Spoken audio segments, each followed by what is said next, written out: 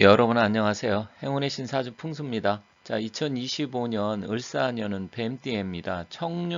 올해는 청룡의 해였지만 25년은 청사의 해입니다.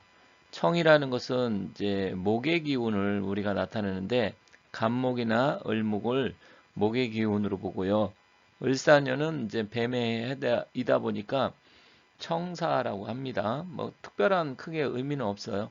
하지만 뭐 언론에서 계속해서 그렇게 나올 것이니까 미리 참고 삼아서 말씀드렸고요. 그리고 각 띠별로 아니면 각 태어난 날의 생일별로 제가 이제 말씀을 드리고 있는데 큰 틀에서 말씀을 드리다 보니까 디테일하고 세밀한 부분은 약간 좀 떨어질 수 있습니다. 그래서 자세하게 25년 운세 뱀의 해 알고 싶다 하시는 분은 여기에 지금 전화번호가 밑에 나와 있죠. 그래서 이사 문제 관계된 풍수라든지 아니면 한 해의 운세, 사주 이런 걸 알고 싶다 하면 여기 전화번호 나와 있으니까 이 전화번호대로 해서 연락을 주시면 자세하게 상담해 드리겠습니다. 자, 그럼 본격적으로 살펴보도록 하겠습니다. 여기 표는 태어난 날의 생일, 육식갑자를 나타내는 표입니다. 또 사람이 띠도 60년이 있다 보니까 육식갑자로 해서 나타내게 되는데 태어난 날의 기운도 역시 마찬가지로 육식갑자로 표현을 합니다. 60개가 있다 보니까 시간이 좀 걸릴 것 같아요. 그런데 지금 여기 빨간색으로 표시된 을의 일주, 정의 일주, 기의 일주, 신의 일주, 개의 일주 이렇게 5개의 생일을 갖고 태어나신 분은 제가 이제 영상을 올렸습니다. 빨간색은 이미 영상을 올렸다는 표시예요. 그리고 빨간색이 아닌 것은 아직 안 올린 겁니다. 그런데 오늘 왼쪽 상단에 갑자 보면 황토색으로 표시했는데 이것은 이제 오늘 할 겁니다. 그래서 갑자 일에 태어나신 분 오늘 말씀드릴 거고요. 나머지 빨간색은 이미 영상을 올렸으니까 찾아서 봐주시면 좋겠습니다. 나머지 분들도 순차적으로 해서 제가 25년 을사년의 운세를 말씀드리겠습니다. 물론 자세한 것을 알고 싶으면 뭐 새로 이제 상담을 하셔야 좀 더 구체적인 내용을 알 수 있고요. 오늘 말씀드리는 것은 큰 틀에서 중요한 포인트만 말씀드린다는 점 참고하시면 되겠습니다. 먼저 남자 말씀드리겠습니다. 남자 여자 똑같은 날 갑자일에 태어났어도 약간의 이 남성하고 여성은 보는 게 육진이 다르고 대운의 흐름이 다르기 때문에 약간 반대되는 게 있습니다.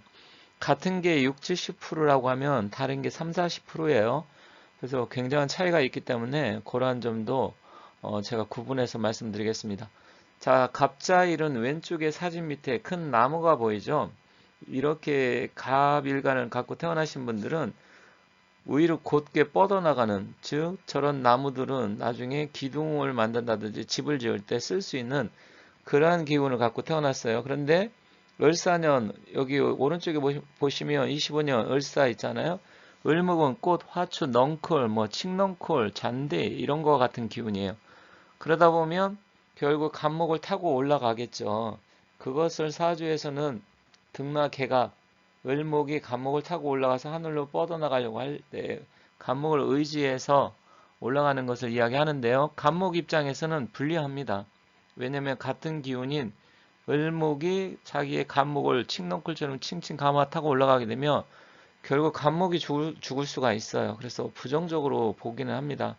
그것을 겁재라고 하는데 겁재하고 그 다음에 사화는 이제 식신이에요. 식신의 운이 들어오는 겁니다.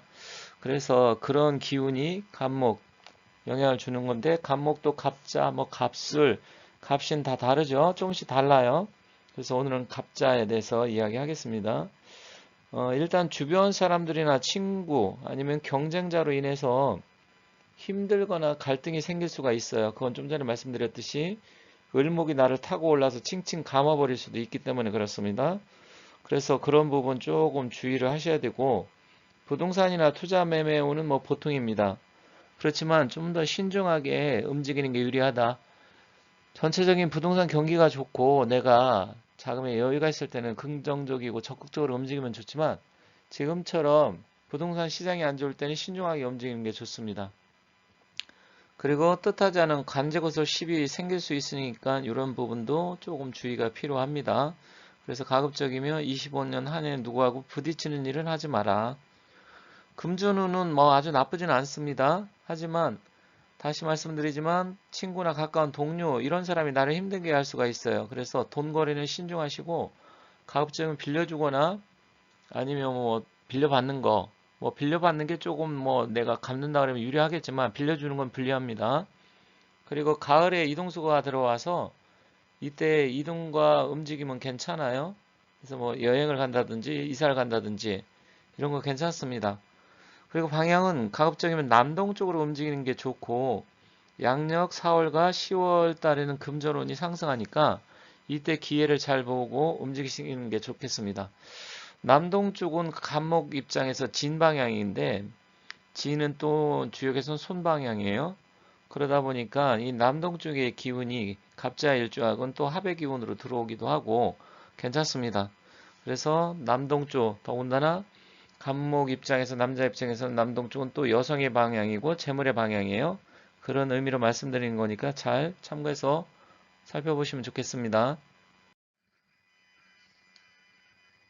여성분 보도록 하겠습니다. 좀 비슷한 것도 있고요. 약간 차이가 있는 것도 있습니다.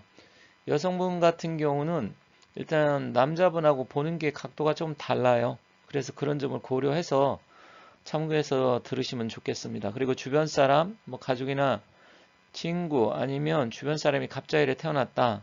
그러면 그분들한테도 영상을 공유해서 봐주시면 좋겠습니다. 일단 신약 사주한테는 좋은 편이에요. 내 사주가 좀 약한 사주다.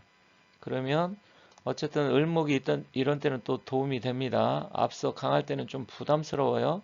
하지만 그럴 때는 도움이 되기 때문에 좀 신약이냐 신강하냐 이거는 지금 다 설명드리려고 하면 굉장히 오래 걸립니다. 그래서 일단 그거는 개별적으로 좀 본인들이 원하시면 따로 전문가한테 상담하시는 게 좋겠습니다. 특별한 이동수는 없어요. 하지만 내가 뭔가 계획을 했다. 그러면 계획한 대로 움직이는 건 괜찮습니다.